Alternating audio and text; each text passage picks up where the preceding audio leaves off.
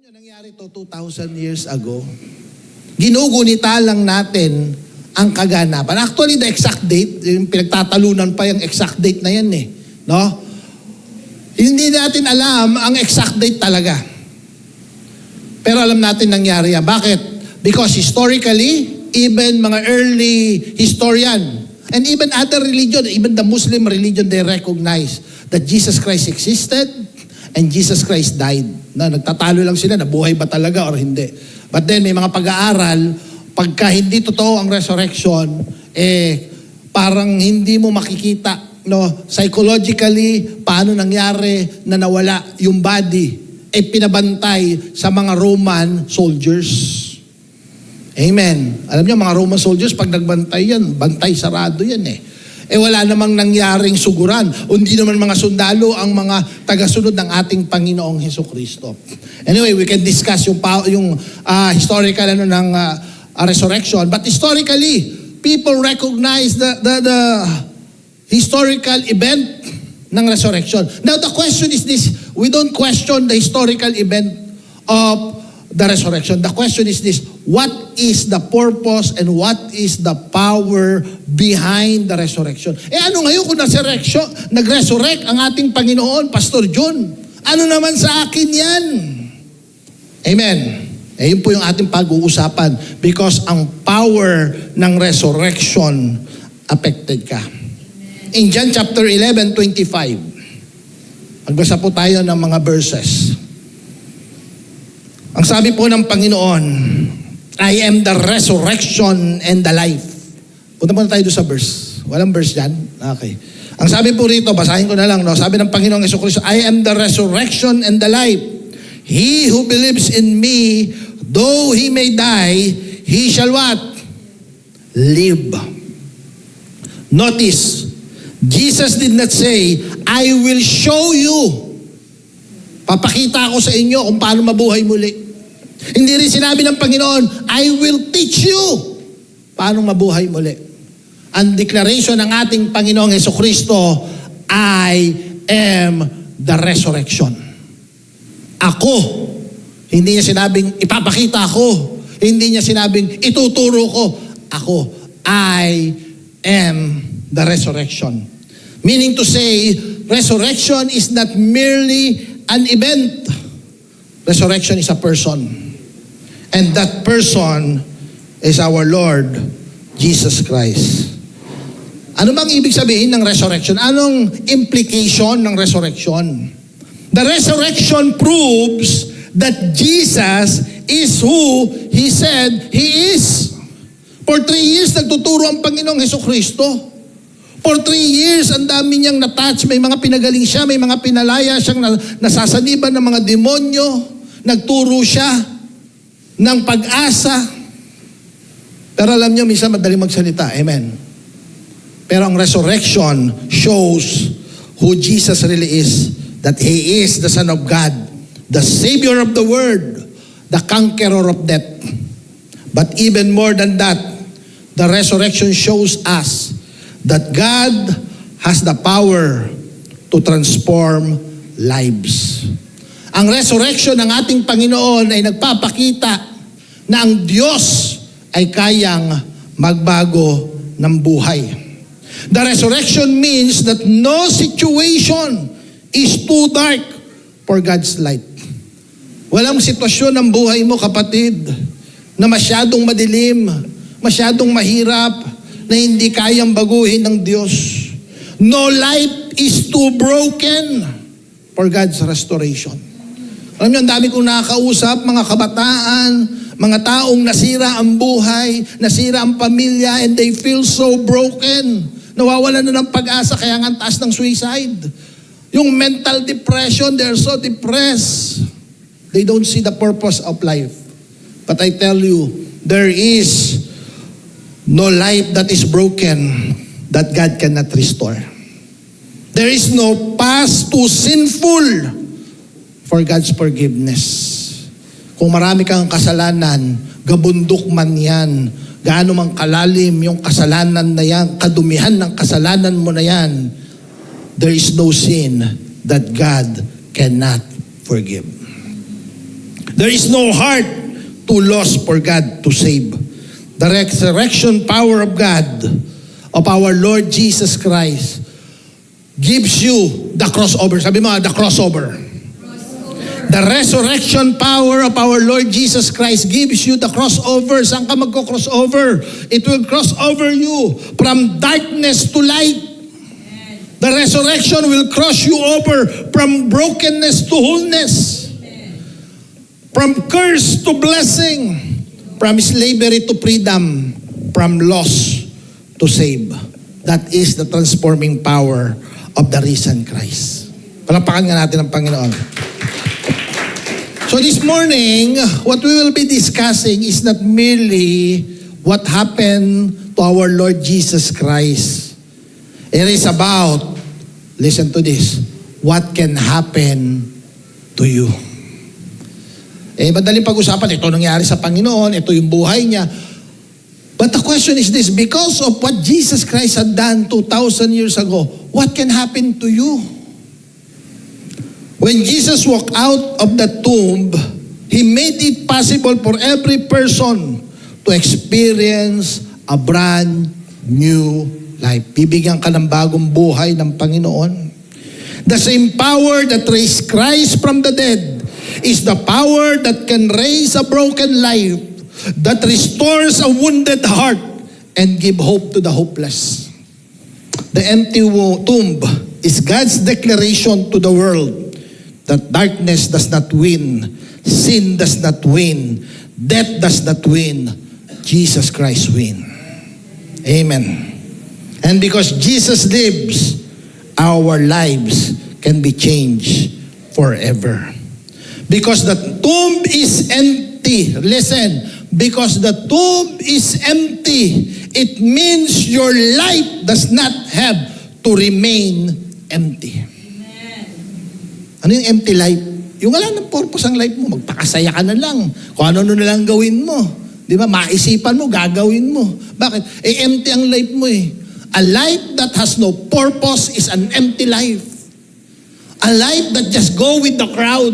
Kung anong gustong gawin ng crowd, susunod na lang ako. Kung anong nararamdaman ko, gagawin ko na lang. Bakit? Wala ka ng sense of purpose eh. Because a person that has purpose know the direction that God wants for his life.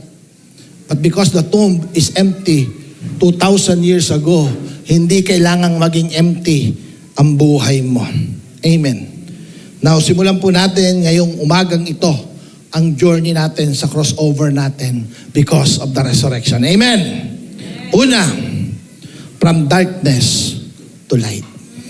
Gusto kang dalhin ng Panginoon mula sa kadiliman hanggang kaliwanagan. Ang sabi po ng Colossians chapter 1 verse 13, for He has rescued us from the dominion of darkness and brought us into the kingdom of the Son He loved. Alam nyo, ang nagdo-dominate daw, dominion means dominating. Amen. Ang naghahari sa buhay ng tao pag wala sa Panginoong Jesucristo, kadiliman. At ang nais ng Panginoon, dukutin ka, kunin ka, mula doon sa buhay na madilim. For the, ang ginamit ng word, rescued. Sabi mo, rescued. Alam mo, pag na-rescue, ibig sabihin, delikado. Amen. Ang nire-rescue yung mga nasa delikadong lugar, nalulunod, nire-rescue. Amen. Abay, kinidnap, nire-rescue yan. Amen. Kinidnap ka ng demonyo. Kinidnap ka ng kadiliman. At ang Panginoong Jesucristo, the reason why He died on the cross, why He came here on earth, because He rescued you from the dominion of darkness. And He brought you to the kingdom of His Son, He life. Listen, before Christ enters a person's life, bago po pumasok ang Panginoong Jesucristo sa buhay ng isang tao, dinidescribe ng Bible ang buhay ng tao madilim. Darkness represent confusion. Kaya ang mundo ngayon nasa confusion state. Makakita ka yung mali. Alam niyo anong confusion? Confusion is this. Yung mali, ginagawang tama. Tapos yung tama, ginagawang alam mo, there are people, they are celebrating wickedness. They are celebrating wrong things. Pero pagka ipepresent mo ang tama, pagtatawanan ka. Pag pinagpe-present mo ang tawa, ang corny naman yan. Masyado ka namang religious. Masyado ka namang... Mas sina-highlight ngayon yung mali kaysa sa tama. Bakit? Madilim eh. That is darkness. Darkness represent sin, kasalanan. Darkness represent separation from God and spiritual blindness. Kaya lagi ko sasabi sa mga anak ko, anak, a person may be intelligent, successful, and respected, yet still walk in spiritual darkness without realizing it. Alam niyo, maraming mga tao matatalino eh. Maraming mga tao walang kailangan pera. Maraming mga tao may title. Amen. But they still walk in darkness. Kaya marami ka makikita, may pera naman, sikat naman, mayaman naman, may pinag-aralan naman, pero devastated ang life. Sira ang pamilya. Why? Because hindi po yan ang nagbibigay sa atin ng kaliwanagan. Yan po ay kadiliman. Darkness hides the truth. Darkness causes people to stumble. Pagka madilim, imagine mo madilim na madilim, di mo alam nilalakaran mo, madadapa ka na. Darkness creates fear and uncertainty. Kaya mga tao takot sa dilim. Tignan mo yung katabi mo, tanongin mo, takot ka ba sa dilim? Ha? Di ba pag magsi-CR ka, tapos ang dilim, natatakot tayo. Sa totoo lang tayo, takot tayo sa dilim. Yan po ang representation ng darkness. And if you are living in darkness, takot ka. When you walk into a completely dark room na hindi mo nakikita ang paligid, nababangga ka, nadadapa ka, natatakot ka, nakukonfuse ka. That is exactly what sin does in the human heart. Siya po ang ginagawa ng kasalanan. Pagpatuloy ka namumuhay sa kasalanan, no? Sa umpisa, natatakot ka pa, ba't ko nagawa tong kasalanan na to? Pero pag patuloy kang gumagawa ng kasalanan, yung kasalanan noon at kinatatakutan mo, baka may malaman, ngayon wala na. Wala ka ng pakialam kahit sino makaalam. Bakit? Kalus ang heart mo. And God want to set you free. People search for meaning. Alam mo, mga taong nasa kadiliman, they are searching for meaning. Akala nila, makikita nila ang meaning nila in money, in relationship, in success, or pleasure. Kaya pupunta yan, magdadrugs yan, magbibisyo yan, magpa-party-party yan. Kasi na nagbibigay sa kanila ng pleasure. And sa totoo lang, for a momentarily, masaya sila. Amen. Masaya bang mag-party-party? Masaya bang mag-iinom? Masaya bang mag-drugs? Marakita ka na ba nung nagdadrugs? Ako, tinatorture niya ako sa drugs. Walang ganon. Ang mga nagdadrugs, tuntuhan yan habang nagdadrugs. Pero the consequence of that life that the devil plays upon the person, pag nawala na po lahat ng mga nagbibigay ng sarap sa senses ng tao, despair comes in. Loneliness comes in. Emptiness comes in. And that person will realize he is living an empty life. He is living in darkness. Amen. But the resurrection of our Lord Jesus Christ changed everything. When Jesus rose from the grave, it was God's declaration that light has conquered darkness. Amen. In John chapter 8 verse 12, when Jesus spoke again to the people, He said, I am the light of the world. Narinig niyo po ba yan? Our Lord and Savior Jesus Christ is what? The light. And because Jesus Christ is the light, ang sabi dito, whoever follows me will never walk in darkness. Praise the Lord. Pwede ba palakpakan natin ang Panginoon? Ang tao daw na susunod sa liwanag ng Panginoon, hindi sinabi, he will have a glimpse of light. No. He will never, sabihin nga natin yung word na yan, he will never, sige, punta mo to sa next verse, yan. He will never walk in darkness, but will have the light of life.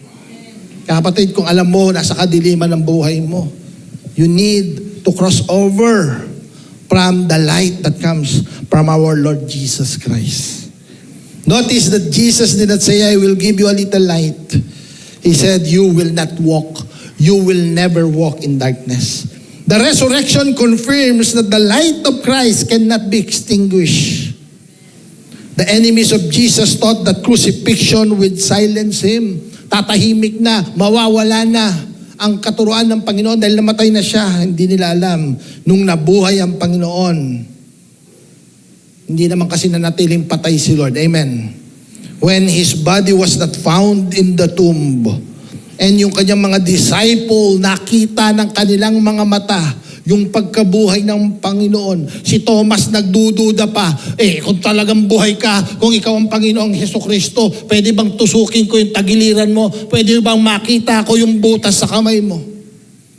Naghanap pa ng proof. Alam mo, maraming mga tao naghahanap ng proof. Mga tao pupunta pa sa church yan. Kakausapin pa ang pastor. Totoo ba talaga yan? Gusto nilang sayasatin pa.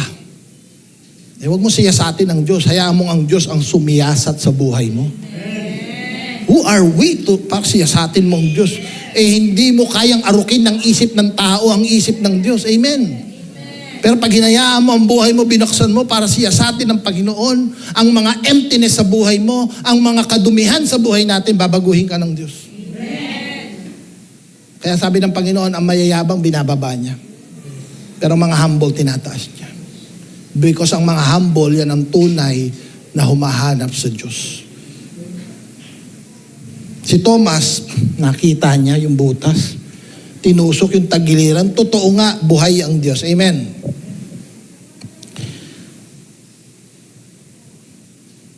And because Jesus lives, the light of God can shine into the darkest places of our lives. Listen, some people today, maaari po tayo, may makasama tayo ngayon online that are watching. People today live in darkness because of sin. The number one cause ng kadiliman sa buhay mo, kasalanan. Sometimes we sugarcoat sin. Alam mo kasi weakness ko yan. Weakness, para kang biktima. Alam mo, weakness ko kasi yung pornography.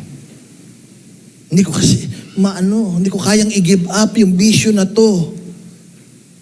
But the truth is this, sin is sin in the eyes of God. Amen. Pagharap mo sa Panginoon on the judgment day, hindi mo pwedeng i-sugarcoat yung kasalanan na yan. And we have no excuse. Wala tayong excuse dahil binigyan na ng kaparaanan ng Diyos para mapatawad ang kasalanan. Sa sobrang mahal nga niya sa iyo, binigay niya yung pinaka-the best. Yung kanyang bugtong na anak para ikaw ay iligtas. You know, sin carries guilt. Sin carries shame and regret from past choices. Pag ikaw ay namumuhay sa kasalanan, you will feel trapped. Para kang nakakulong. Hindi mo mabitawan. Para kang naka-chain. But the resurrection declares, listen, forgiveness is possible. Other lives in darkness because of hopelessness. They feel overwhelmed by problems, pain, and disappointment.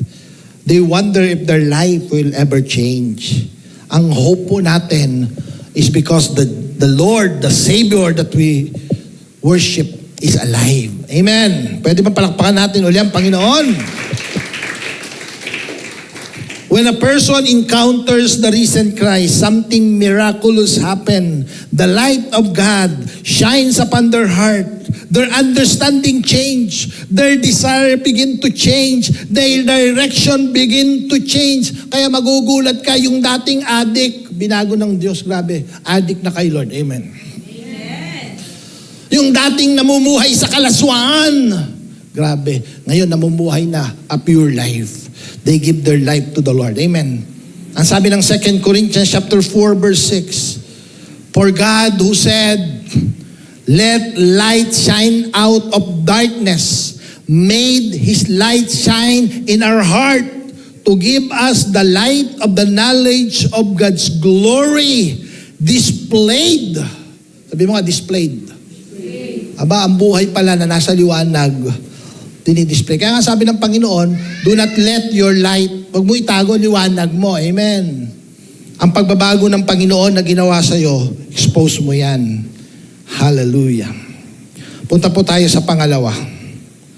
From brokenness to wholeness.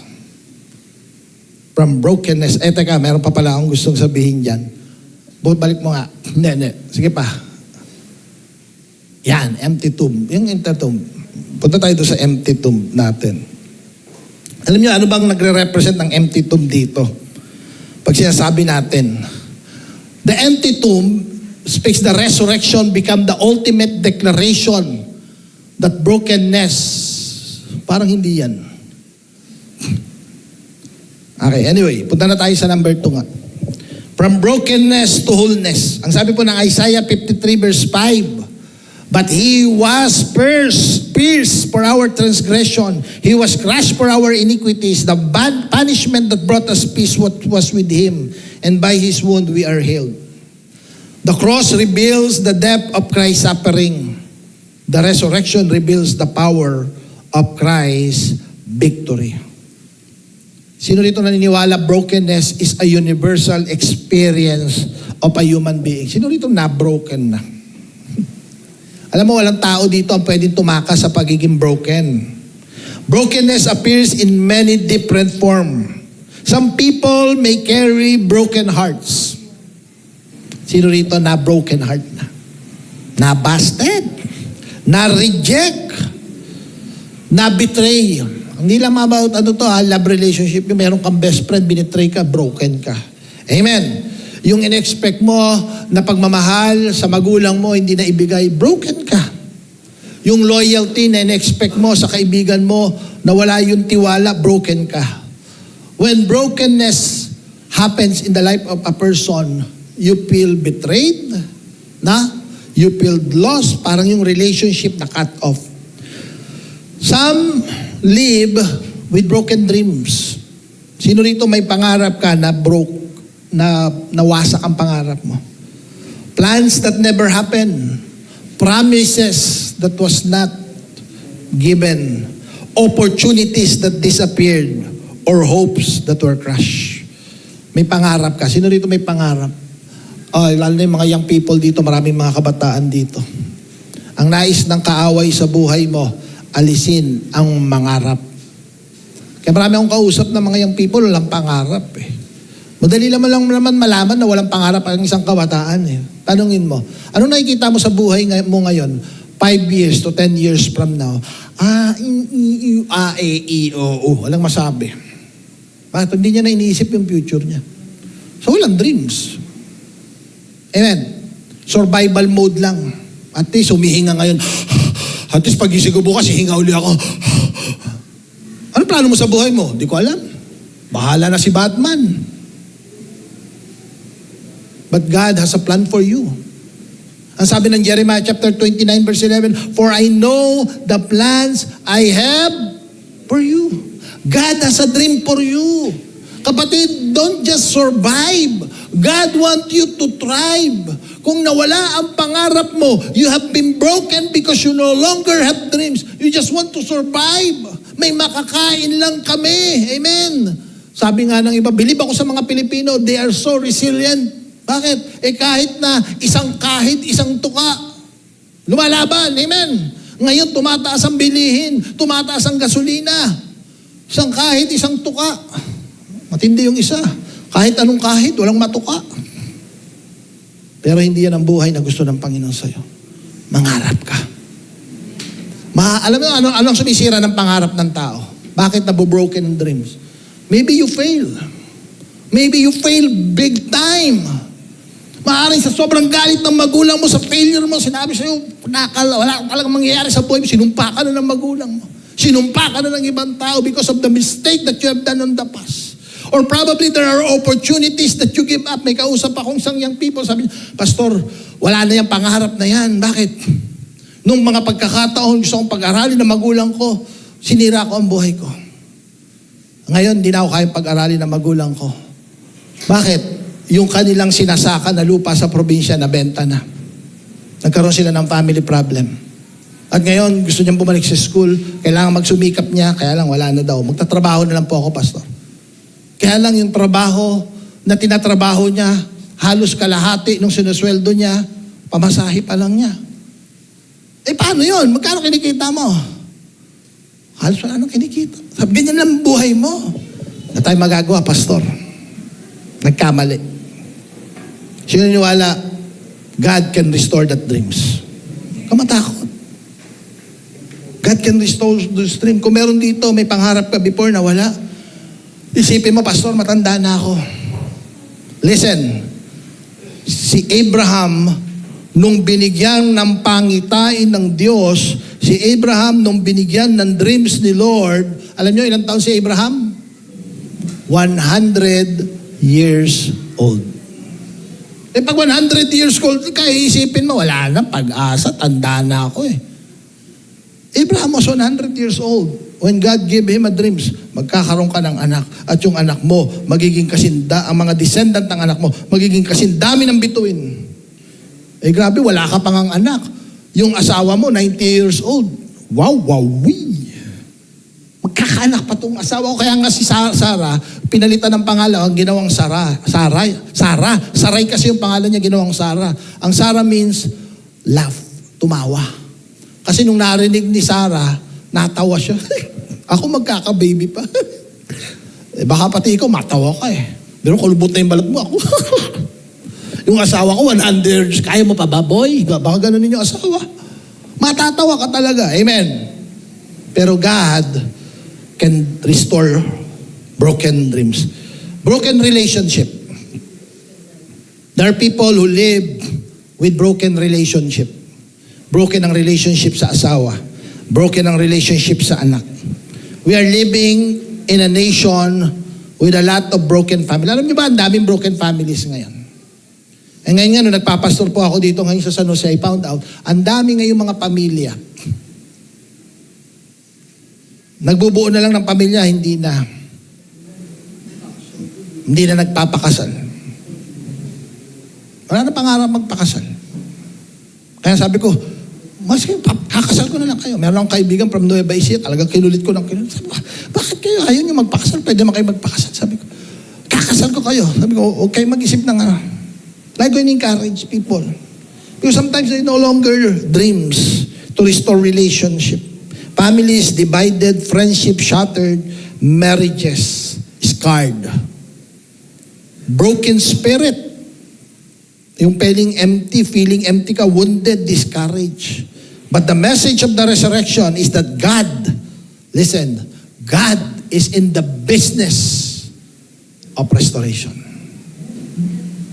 God can restore whatever the devil has stolen from you. When Jesus went to the cross, He carried not only our sin, hindi binuhat lang ng Panginoon yung ating kasalanan, binuhat niya yung ating mga sugat. Amen. He carried our wounds. Sabi ng book of Isaiah, by His wounds we are healed. Every lashes, every nail from His hands and feet, every drop of blood tells the story of our Savior. He entered into a broken world in order to heal it. If Jesus had remained in the tomb, suffering would have been the final chapter. But on the third day, something miraculous happened. Jesus rose from the dead. The resurrection became the ultimate declaration that brokenness in your life should not have the final word. Amen. Pag tinignan natin, napakarami pong sa Bible ni-restore ng Panginoon.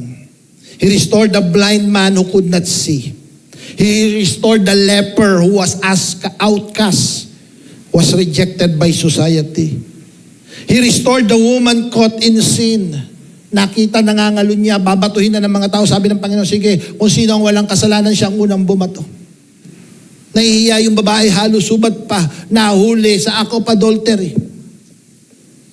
Sabi ng babae, nung pagmulat niya, walang bumato sa kanya. Sabi ng babae, wala po bang bumato sa akin? Wala. But sabi ng Panginoon, go and sin no more. He restored Peter. Kilala naman natin si Pedro. Amen. Peter, who denied Jesus Christ 3 times, yet was later called back again by our Lord Jesus Christ. Nahuli, nangingisda na lang. Nawala na yung dreams ni Peter. Nawala na yung purpose. Ayaw nang gawin yung calling. Sabi ng Panginoong Jesus, anong ginagawa mo? Ba't ka nangingisda? Do you love me more than this? Sabi ni Pedro, yes, Lord. Go feed my lamb. Do you love me more than this? Go feed my sheep. Binalik po si Pedro to start together with the disciples, the 12 disciples, the beginning of the early church and Christianity flourish. This story reminds us that Jesus does not avoid broken people. He moves towards them. Amen. Ang Diyos hindi siya takot. Misa tayo yung lumapit kay Lord. Ang sama-sama ko. Ang pangit ng buhay ko. Yun ang gustong-gusto ni Lord. Amen. Nung nakita niya yung Samaritan woman na may 5 kinakasama na hindi naman niya asawa, iniwasan ba ng Panginoon? No. Lumapit siya. Sabi niya, bigyan mo nga ako ng tubig. Abay, kailangan mo yung tubig na hindi nauubos. At tinawag niya yung babaeng ito para mag-worship, para makilala siya. Yet Jesus walked out of the tomb alive. If God can bring life out of a grave, then surely He can bring healing to a broken life. Maaaring ngayong umagang ito, mga kapatid, or maaaring even sa ating pong online, may nakikinig. You feel that your hearts have been shattered beyond repair. You feel trapped sa sitwasyon mo. Maybe life has dealt your wounds that others cannot see. Maybe there are disappointment that has left you feeling hopeless. Maybe you carry regret that make you believe your story is finished. But listen, the resurrection declares something powerful. Your story is not yet over.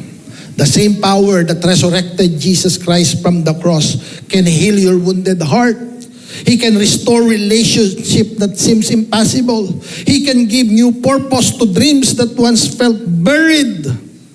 Sometimes that healing happens instantly, but other times it unfolds slowly as God patiently rebuilds our life. Ang sabi po ng Psalms 147 verse 3, He heals the brokenhearted and binds up their wounds. Binding wounds mean, grabe, inaalagaan ng Panginoon, hinahantay niyang gumaling, pinapagaling niya ang ating mga sugat. Amen. God does not ignore your wounds. Kung may sugat ka man ngayon, kapatid, God does not ignore that. When you come to Him, He will bind that. He does not reject your brokenness. He restores them. The resurrection proves that God's power is stronger than any fractured lives.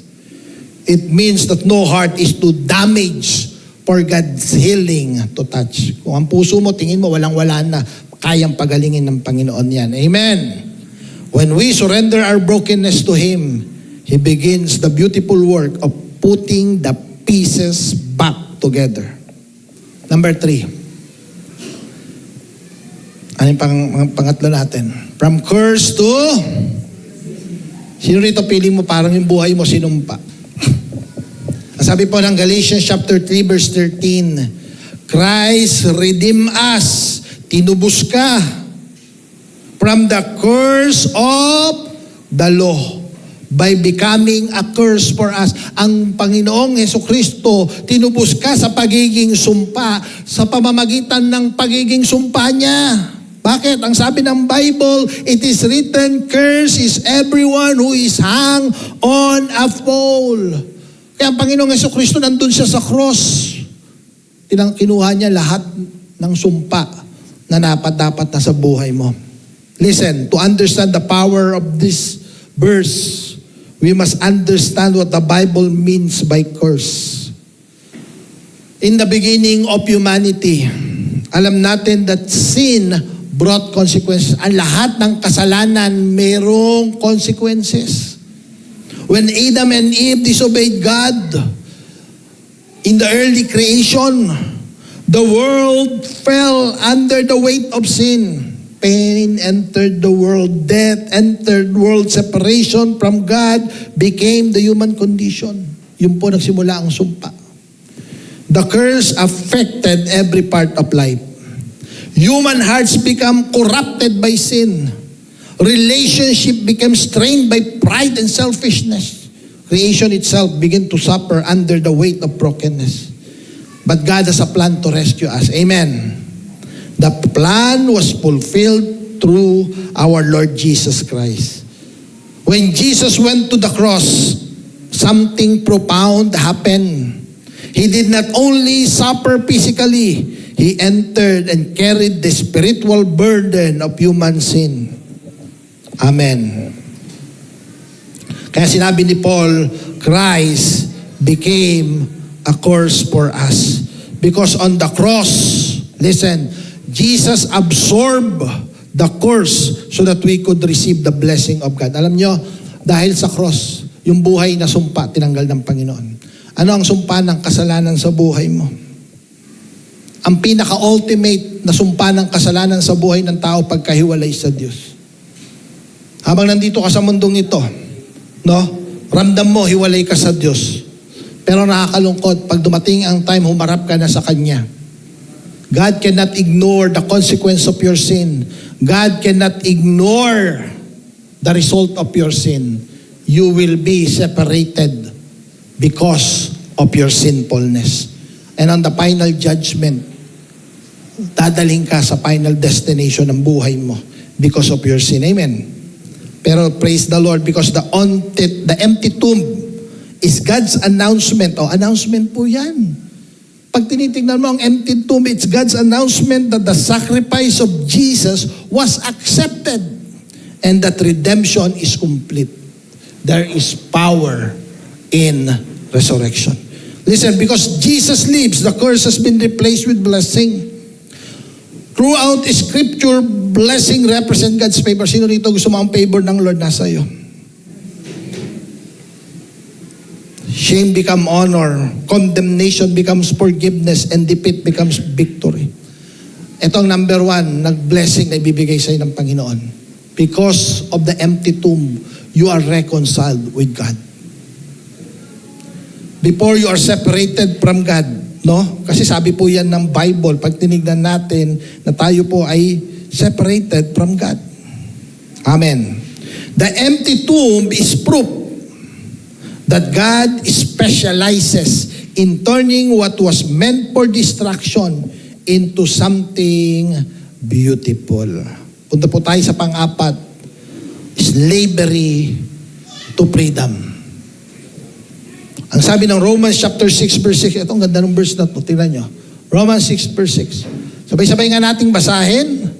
For we know that our old self was crucified with Him so that the body ruled by sin might be done away with, that we should no longer be slave to sin.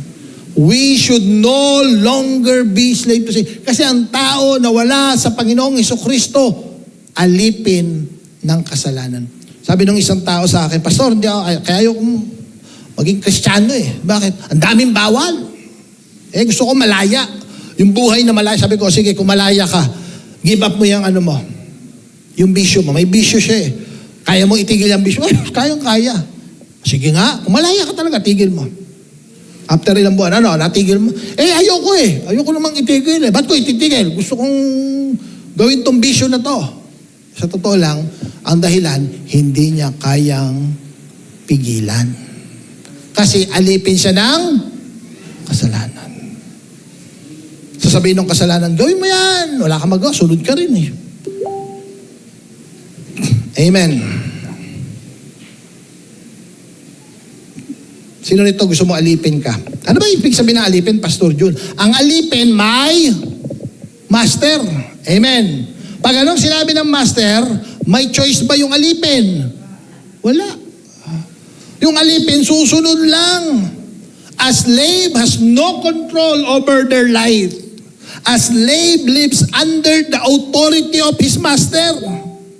A slave cannot simply decide to walk away. Yan din po ang slavery ng kasalanan. Sin as a way of enslaving person. Kaya yung tao na alipin ng pornography, kami hindi niya kaya pigilan yan. Pinagalitan na yun, nahuli na, kapastusan, pinapalamat, galit na. Hindi ko na po ulitin. Sige, huwag na ulitin niya. Kita mo, ulitin. Gagalingan na lang niyang magtago. Bakit mo tinatago? Kasi wala kang magawa, kundi sumunod sa master mo na kasalanan. After mong gawin yung kasalanan na yon, kung ikaw ay honest sa sarili mo, ayaw mo naman talaga. Amen. Gusto mo naman talagang itigil. Kaya lang feeling mo, wala na akong magagawa. Kasi kaya mo feeling na wala kang magagawa, naging alipin ka nung kasalanan. Balikan mo yung verse. We should no longer be what? Yan ang gusto ng Diyos. Kaya kung ikaw namumuhay ka sa kasalanan, feeling mo alipin ka na ng kasalanan, feeling mo nakakadena ng kasalanan sa'yo, hindi mo mag-give up, ilang beses mo lang gustong itigil. Parang magiging maayos ang buhay mo. Hindi mo kaya. Hindi mo kaya maging malaya sa kasalanan. Panginoon lang ang maaaring magpalaya sa atin sa kasalanan. Amen. Maaaring may mga habits ka that grow stronger. They begin to control your thoughts. They begin to control your decision, your behavior. Maaaring small compromises. Alam niyo, ang kasalanan, unti-unti lang. Minsan, konti lang. Hanggang sa wala na, hindi mo na mabitawan. Soon, a person discovers they are trapped. Alam mo, pag ikaw alipin ka ng kasalanan, you will feel trapped. That you can escape by your own strength. Ganyan po ang ibig sabihin ng kasalanan. Some people are enslaved by addiction, substances, destructive habits, or unhealthy desire.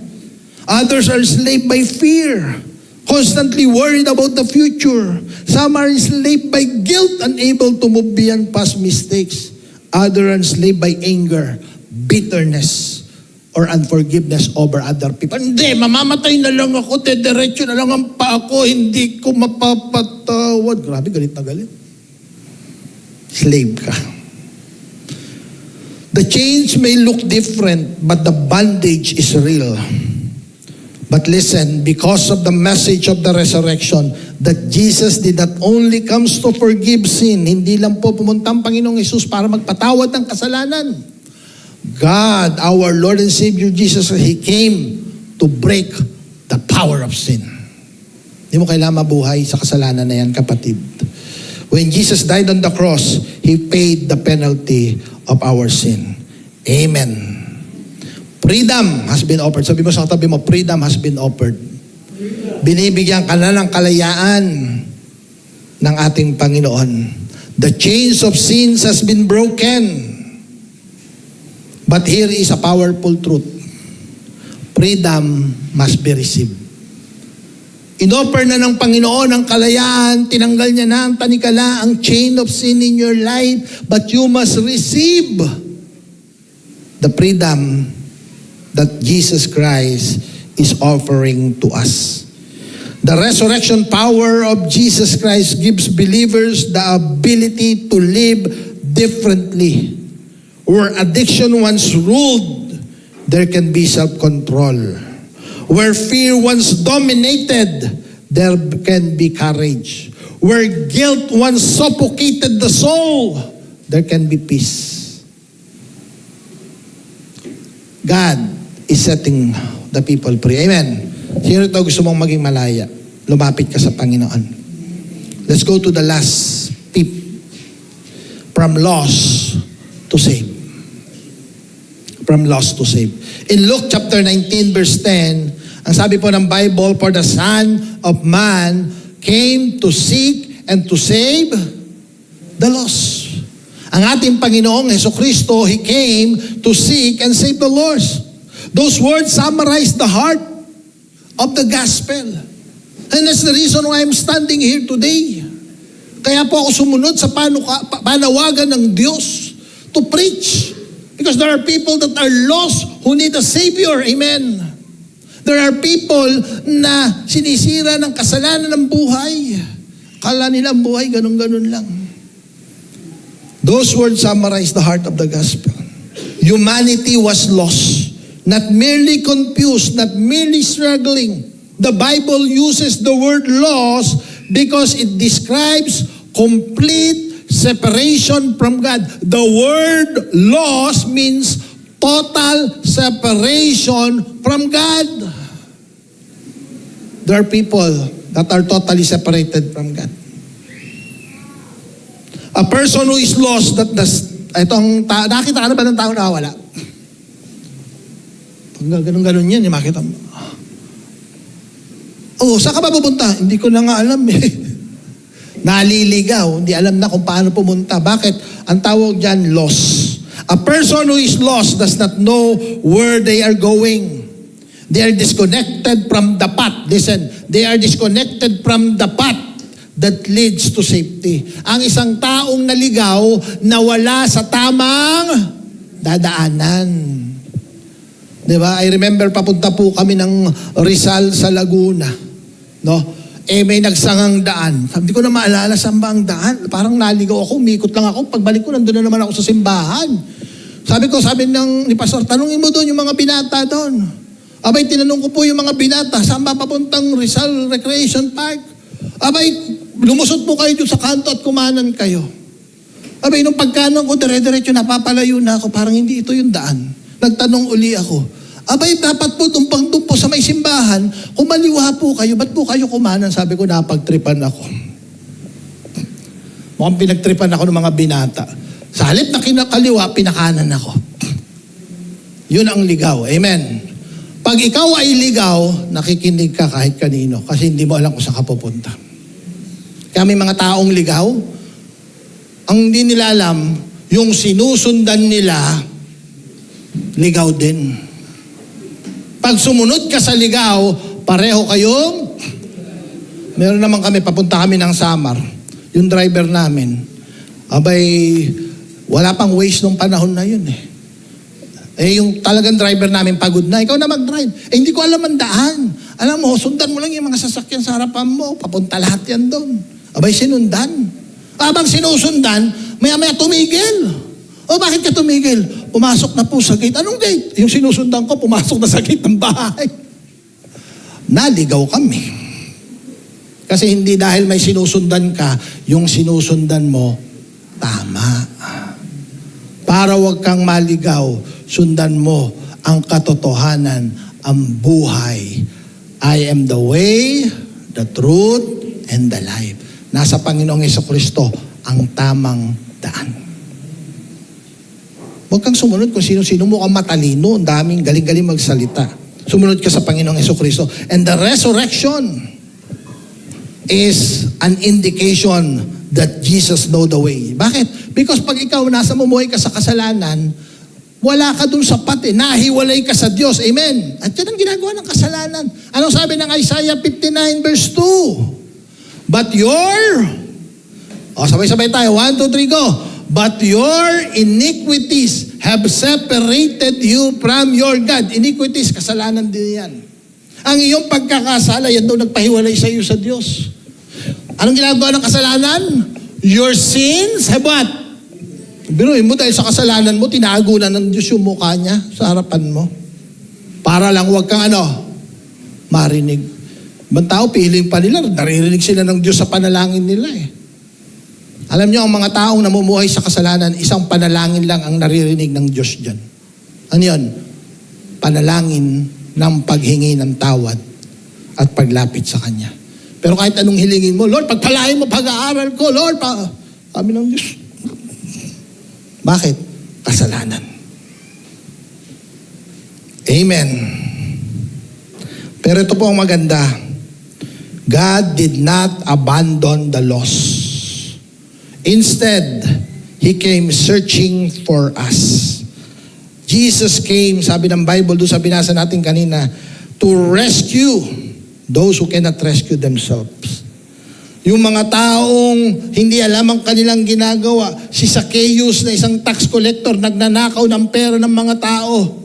Nakita ng Panginoon that he was lost because of money. Tinawag ng Panginoon, sabi niya, Sakeo, ngayong araw na ito, kakain ako sa bahay mo. Nag-reach out ng Panginoon. He forgive sinners beyond redemption. Amen. Yung katabi ng Panginoon na magnanakaw, kriminal sa cross, nung humingi ng tawad at sabi niya, Panginoon, sa araw na ito, tanggapin mo ako sa iyong paraiso. Ano sabi ng Panginoon? Sa oras na ito, you will be with me in paradise. God want to save the lost. But sa Bible po, the clearest picture of the lost is the prodigal son. Amen. Yung isang prodigal na lumapit sa kanyang ama at ang sabi niya, gusto ko nang kunin yung share ng yaman ko. Ayaw ko nang mamuhay sa ilalim ng authority mo. Aalis na ako sa bahay na ito. Ibigay mo ang parte ko. Abay, sabi ng tatay, gusto mo pala parte, ito sa'yo. Sige. Anong ginawa ng batang ito nung nakuha niya yung parte niya na galing sa kanyang tatay? Ang sabi ng Bible, umalis siya. He went to a distant country. Lumayo. Ang taong namumuhay sa kasalanan gustong lumayo sa Diyos. Ganyan pong mga lost. People that are lost, they want to get as far as possible from God. Bakit siya lumayo? Yung anak na to, itong prodigal son. Ang sabi ng Bible, the prodigal son went to a distant world and began to party. Yung perang nakuha niya, ginastos niya, uminom, nagbisyo ng babae. Ang problema, nung naubos na yung pera, iniwan na siya ng kanyang mga kaibigan, nagkaroon ng famine dun sa lugar. Nagkaroon ng crisis. Amen. Nagkaroon ng oil crisis nung lugar nila. Wala nang mapera, wala nang kapera-pera yung batang to. Sabi niya, paano ko kakain? Ang sabi ng Bible, may nag-hire sa kanya para mag-alaga ng baboy. At habang nag-aalaga siya ng baboy sa sobrang gutom niya, sabi ng Bible, gusto niyang kainin yung pagkain ng baboy. Siguro itong tao na to, kung nakapunta na po kayo, dito po sa Bulacan, napakaraming baboyan. Pag ang lugar nyo, likod nyo lang baboyan. Pag humangin yan, nakakahay yan. Ang baho, amen. Pag ikaw nanatili ka sa babuyan, yung amoy ng mga baboy, grabe, dumidikit na sa'yo. Siya, hindi lang po siya malapit sa baboy. Nagtatrabaho siya sa babuyan. Siya yung nagpapakain sa mga baboy. Siya yung nag-aalaga sa mga baboy. At dahil walang pera, nagugutom-gutom na talaga siya. Yan po ang larawan ng taong ligaw. Lost. Nabababoy ang buhay. Pero ang sabi po ng Bible, one day, he came to his senses. He came to his senses. And when he came to his senses, sabi niya, namumuhay ako. Nagugutom ako, wala akong makain.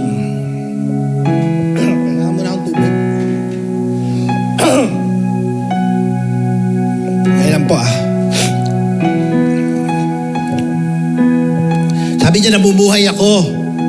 Malayo sa aming bahay. Samantalang doon sa bahay ng aking ama. Thank you.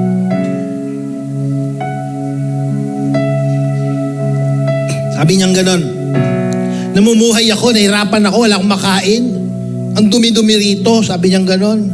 Samantalang sa bahay ng aking ama, yung mga alipin, yung mga slave, ang sarap ng kakainin. Alam niyo ang taong lost, sabi niya ganon, mapunan lang yung pangangailangan niya. Sabi niya, pupunta na lang ako sa tatay ko, hihingi ako ng tawad. Tayo, wag mo na akong tanggapin bilang anak.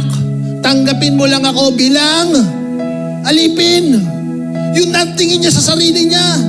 Ang taong lost, ang tingin niya, alipin na siya.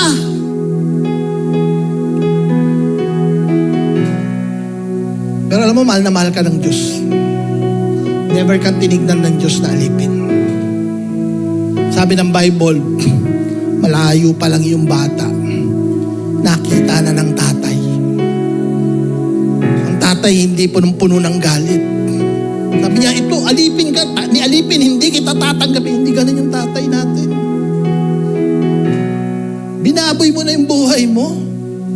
Binastos mo na ako, kinuha mo yung yaman natin. Babalik ka. Sabi ng Bible, malayo pa lang, nakita na ng Ama. Nung binabasa ko yung sabi ko, Lord, ba't malayo pa lang nakita na ng Ama? Alam niyo bakit? Nung unang araw pa lang na umalis itong batang ito, yung tatay hinihintay na ang pagbabalik niya. Araw-araw, nagbabalik na kayong anak ko, kumusta kaya? Araw-araw. Kaya nung araw na yon, may nakita siyang gusgusin, maduming tao na lumalapit kahit gaano kadumi. Ang batang ito, alam niya, anak ko to. Amen. Alam niyo, ang tao, pag madumi na, tumubo ng mga balb, minsan di mo na makilala di ba? Pero ito, sabi niya, hindi, kahit gaano kadumi, kahit gaano kabaho, alam ko, anak ko to. Alam niyo, ginawa ng tatay. Tumakbo siya, sinalubong niya yung kanang anak. Nagulat yung anak ko, may hawak pang pamalo. Wala. Takbo ng pagmamahal. Tumakbo tong tatay na ito. Nagulat yung anak. Niyakap siya. Sa kanyang kadumihan, sa kanyang kabahuan, niyakap siya ng tatay. At sabi niya, tay, huwag niyo na po akong tanggapin bilang anak. Kahit po tanggapin niyo na lang akong bilang alipin. Pero sabi ng tatay, tinawag niya yung kanyang mga servant. Lumapit kayo. Palitan ng magarang damit, ng robe yung anak kong ito. Isuot yung singsing. Bigyan siya ng sandals. Dahil ang aking anak na naligaw, natagpuan, ang aking anak na namatay, ngayon ay nabuhay. Kapatid, if you are lost, that is the heart of God for you. God has been searching for too long for you to come back to Him. Hindi para may makain ka lang, pero para malaman mo, ikaw ay anak ng Diyos.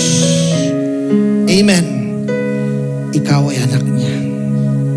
Mahal ka ng Diyos. God wants to reconcile yourselves to Him. God did not abandon you. He came searching for you. Maaaring ngayong umagang ito, may mga tao ngayon, you've been looking, you've been searching. Alam mo, Pastor Jun, I've been looking for God. You're wrong. You're not looking for God. God has been looking for you. Ang tao walang kakayanan hanapin ng Diyos. Sabi ng Bible, for all have sinned and fall short of the glory of God. Our heart is filled with sinfulness.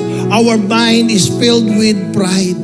The only reason we are able to come before Him is because for a long time, God has been searching for you. God has been looking for you. And He's waiting for you. Just like the prodigal son, that he came to his senses. He came to his senses. Ano ba itong buhay na to? Ba't ko ginagawa to? Pwede naman akong bumalik sa aking ama. Pwede naman akong lumapit sa Diyos. And this morning, God is looking for people to come to their senses. Huwag kang mamuhay sa kasalanan. Huwag kang mamuhay na malayo sa Diyos. God has been calling you to come back to Him. Napakaganda ng plano ng Diyos sa iyo, kapatid. Naliligaw ka. Sabi ng demonyo, kumanan ka. Nakanan ako, naligaw ako. Alam nyo, pag dinire-diretso ko yon, nagkarlan na eh. Mapapalayo na ako eh. Sabi ko, hindi ko dediretso tong maling daan na to. Babalik ako at pupunta ako doon sa tamang daan. Kapatid ko, ang buhay mo ngayon, palayo ka ng palayo sa Diyos, pasira ng pasira ang buhay mo. Hindi pa uli ang lahat. Kailangan mo lang gawin, bumalik ka. Bumalik ka. Naghihintay ang Diyos sa'yo. Pwede ba tayong tumayo ngayong umaga?